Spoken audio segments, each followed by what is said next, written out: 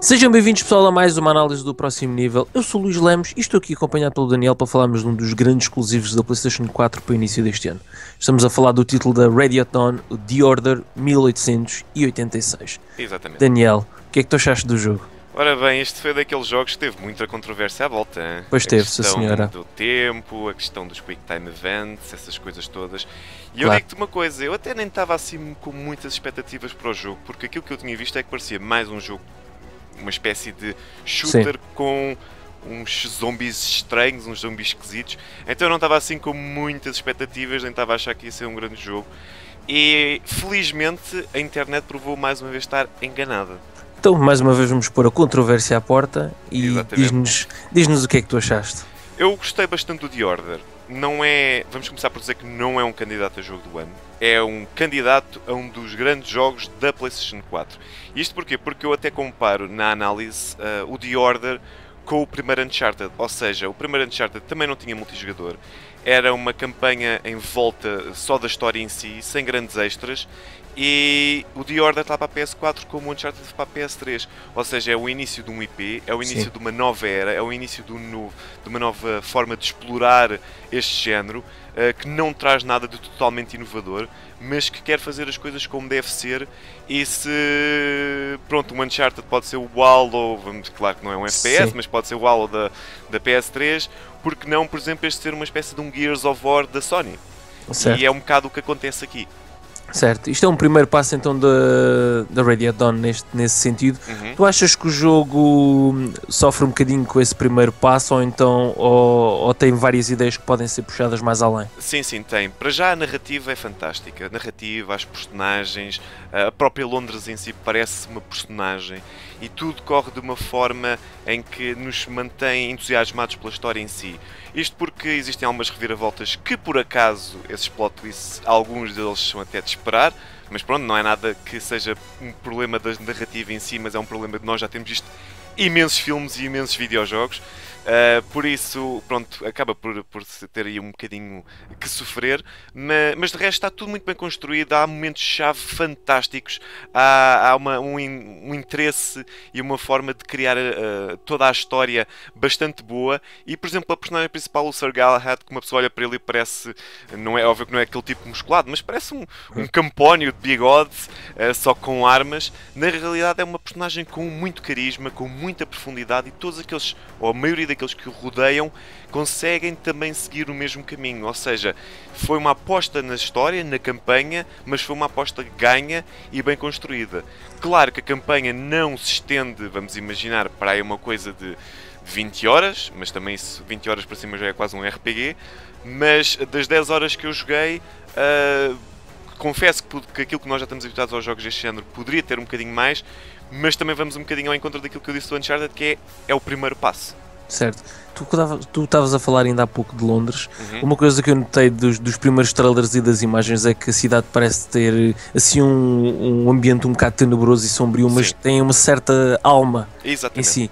Achas que esse ambiente faz jus a essas imagens e esse hype inicial? Sim, sim, porque ao início pode parecer que este é um shooter negro, sombrio e que de certa forma até é, mas existe toda uma atenção à atmosfera, ou seja, é uma Londres à beira da Revolução Industrial, é uma Londres suja, é uma Londres à beira também de uma própria revolução do povo.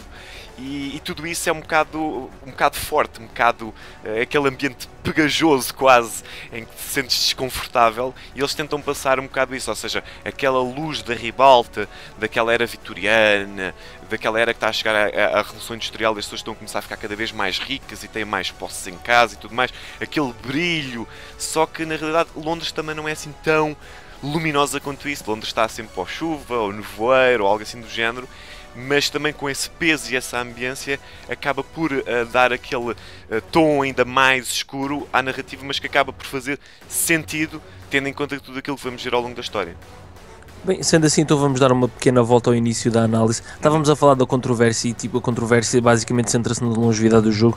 Sentiste que isso foi um grande entrave, a longevidade do jogo, ou achas que é uma longevidade que dentro desta história encaixa bem e é o suficiente para contar a história que que nos é posta. É o suficiente, claro que a história deixa muita coisa em aberto, mas não é a história que realmente, ou a quantidade de horas que a história tem, que são o mais prejudicial. Por exemplo, eu encontrei maiores problemas, por exemplo, nas barras pretas, que estão em cima e em baixo no ecrã, que é para dar aquele ambiente cinemático, mas que a meu ver roubam bastante daquilo que é a visibilidade ou o campo de visão. Eu não me importava se elas estivessem, por exemplo, nas cinemáticas em si, que não há cinemáticas, mas isso a seguir quando falarmos dos gráficos vamos falar disso.